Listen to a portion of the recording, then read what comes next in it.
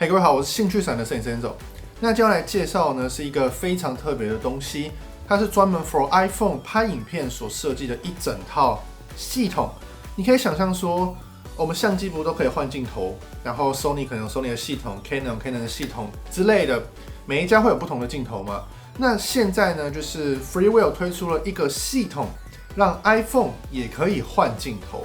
重点来说，就是喜欢用 iPhone 来拍摄你的生活的人的话，那这套系统呢，超级方便，超级适合你，也就是 FreeWheel 所推出的 Sherpa 滤镜系统。那这滤镜系统呢，有非常多镜头，我们等一下会一一来做介绍。那其实去年14 Pro Max 的时候我就有收到，但是我那时候觉得好像没有那么的实用。但是到今年，为什么今年我这么想做这支影片呢？因为 iPhone 15 Pro Max 可以拍摄 Log。没错，就是那个 Log。Apple Log 这个东西呢，表现是真的好，画质表现真的非常的优异。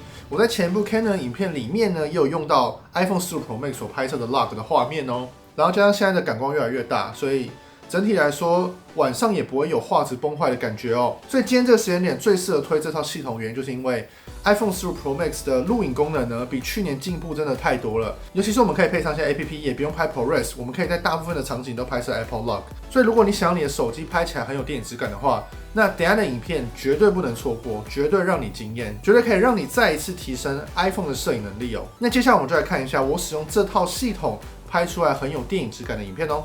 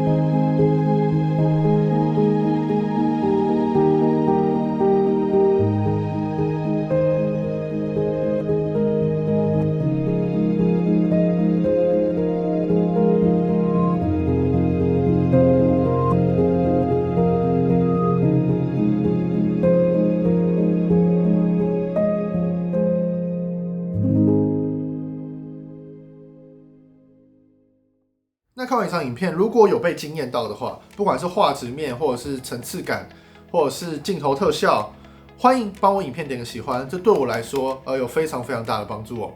那我们就来看一下这套系统到底有哪些镜头吧。全部的系统呢都在这里了，那我们一一来做介绍。那首先要来介绍第一个东西呢，就是我手上这一个 iPhone 15 Pro Max 的手机壳。那这一套手机壳呢是 FreeWheel 所开发的。然后这手机壳呢，不仅仅是这一套，这边是整个滤镜系统，它可以磁吸，它也可以卡镜头上去哦，都在这里。然后因为我已经使用一阵子了，所以多少会有一些使用痕迹。然后这个手机壳不止这样子，它在这边转声孔的部分呢，你打游戏的话还有转声孔。那我们先看这个哦，这颗镜头呢是长焦微距镜头，可以看到它非常非常的硕大。那它前面这片呢其实是微距镜片啊，所以你们可以把它转下来的这样。那这个的话呢，就是长焦镜头；这个的话呢，就是微距镜片。那他们把它合在一起这样做使用，就是长焦微距。那使用方法有多简单呢？我们只要这样子，后面的卡榫卡上镜头，这颗镜头呢最好是接在我们的主镜头啦。接在长焦的话呢，可能会太远。我们只要这样子靠上去，然后旋转，就装好了。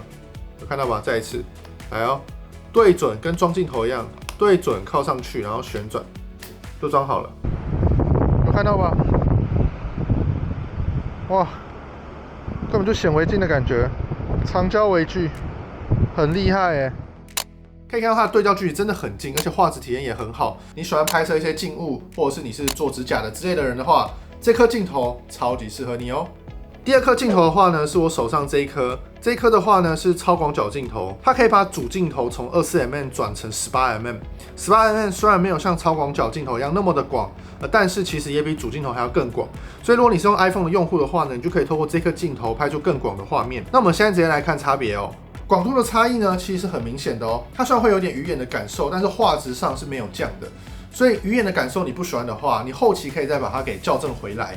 所以这颗镜头的重点就是可以让你用主镜头拍摄18mm的4800万画素的照片，加上对焦距离还可以提升得更近哦。这一包呢是今天的重点哦，我们可以看一下里面。这个呢是这次最新所推出的1.55倍的宽萤幕变形镜头，其余的话呢就是有各种 ND， 然后还有一片 CPL， 然后还有白柔都附给你。就是你可以换到这个变形镜头上面哦。你们看这颗变形镜头呢，整体来说是超级漂亮。然后这个版本呢是金拉丝的版本，它是1.55倍哦，所以你拍完的画面会非常的扁，非常的电影味。像是我们前面看到那些画面，其实都是用这颗镜头所拍摄出来的，因为真的太有味道了。然后如果你用主镜头的话呢，强烈建议也都是拍风景，不要对静物对焦。对静物对焦的话呢，也对不到焦。这3颗镜头前面的滤镜尺寸呢是一样的，所以滤镜尺寸全通。然后我发现就是说这一片微距镜片呢，你可以装在我们的变形镜头上面。那要装在变形镜头上面的话呢，你就可以让变形镜头拍摄更近的对焦距离。因为原本的变形镜头呢，基本上是设计给无限远的。那装上这个微距到我们的变形镜头上面之后呢，我们就可以在晚上拍出电影级的闪景，加上近距离的对焦，超强，完全出乎我的意料。包含 ND8、ND16、ND32、ND64， 然后 CPL， 然后白柔，这3颗镜头呢，全部都是通用的。同理来说，如果你想要你的广角镜头有微距的功能的话，你也可以把刚刚那片微距装到广角镜头上面，这样也可以拍摄广角微距哦。这整套系统真的很厉害，善用的话，你真的可以把 iPhone 当作是一台可换镜的电影机。然后从刚到现在，应该会有人觉得说，你装这样会不会很重？那我说老实话，真的蛮重，因为他们用料很好，还是金属的。所以这时候呢 ，Freewell 还推出了另一个东西哦，这个是 Freewell 所推出的手机握把，你们装上去看看。然后它是一个蓝牙握把，所以也可以跟你手机连线，上面的快门钮也有作用哦。那这个东西下面还有这个阿卡卡口，所以你可以上所有的脚架。上面呢还有冷靴，还有1/4螺孔，所以这是一个多功能性的握把。然后它除了当握把，你拍片的时候更为方便以外，你还可以把它翻过来，这样子。然后呢？有没有看到？它还可以当自拍杆。当然，你要这样子翻下来拍片也是可以啦。这样子的握法其实也蛮好握的，这样。所以就是看你们要怎么去做使用。那 Freewell 呢，这整套系统都做得非常的完整咯。那我们最后来跟各位介绍一下这个东西哦。这东西呢也是这个手机壳的经典配置，就是说它后面那一整块呢是磁吸的，所以我们滤镜哦是这样吸上去的。然后我现在吸上去的这个呢是 CPL。那有些人可能会问 CPL 要干嘛？那我这边实测给各位看 ，CPL 呢可以有效的改变光进来的角度，因为它物理性质上去做改变。所以你们看我在转的时候呢，整个城市的光线体验会完全不一样。像我这个在看我的摩托车的反光的地方，转这个的效果哇超级好。所以 CPL 不管是影像工作者或者是风景摄影师都必备的一个东西，然后它又是磁吸设计，超级方便。然后除了 CPL 以外呢，它还有这个 VND。那 VND 的话，很明显，大家看这个画面有没有看到镜头转黑了？对 ，VND 的话呢，就是减光镜嘛，所以看你们要怎么样去做使用。最后一个要来介绍呢是这片白柔，白柔的话可以让画面更为柔光，所以如果你们用白柔的话，不管是拍照还是拍片，画面都会更有感觉。那如果是夜晚的话呢，如果透过白柔，那光晕开的感觉也会蛮有电影的风味哦。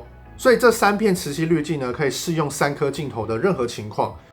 那有些人可能会问说，变形镜头要怎么还原回来？那你们要下载这个 app， 这是 Blackmagic 所推出的哦。那这个软体呢，超级厉害，超级专业，它里面也直接支援了变形镜头的还原哦。那这边要说一个东西哦，就是变形镜头还有什么胖脸效应，或者是有时候要改变变形比例的问题。那这边提及一下哦，就是我在用这一颗1.55倍的时候啊，有时候压1.55倍的画面感受有一点扁。所以我有时候呢会用1.33倍的压缩。那我在后期的时候呢，再去调整我要的压缩比例，所以这个就是看你们要怎么去做使用。你们自己在拍的时候，如果觉得太扁的话，你后期可以再把它拉回来。那我最建议的方式呢，就是拍摄 Apple Log 的档案，然后用 H.264 或 H.265 的编码，不要用 ProRes， 因为 ProRes 档案太大，这样子你可以拍摄超多影片，还不占手机容量，还可以得到最高品质的 iPhone 影像。这些影片大家有没有看到？这个动态范围，这个夜晚的杂讯，一切表现都让我超出想象。iPhone 的 Apple Log 是真的有料，配上这套系统更为的厉害哦。那以上呢就是这个系统的介绍，你们有兴趣的话呢，可以到他们的官网看更多详细的讯息哦。总结来说啦，这套系统我觉得很适合你想要用 iPhone 创作出不同影像的人，你不想要买相机，你就想用 iPhone 的人，这整套值得你去购买，你就不会一直想说 Android 才有长焦微距啊 ，Android 才有超广角的5千万画素之类的。你像 iPhone 的话，配上这套系统也可以得到很好的影像体验。因为我知道多数人离不开 iPhone 原因，主要还是因为系统的问题嘛，所以你可以透过这整套，让你的 iPhone 的摄影能力再度的大幅提升哦。我最喜欢的就是那套变形镜头啦。以上就是今天的评测报告，有任何问题的话呢，都欢迎留言，我会一一回答给各位。我是兴趣产的摄影师走，拜托订个阅，谢谢各位，拜拜。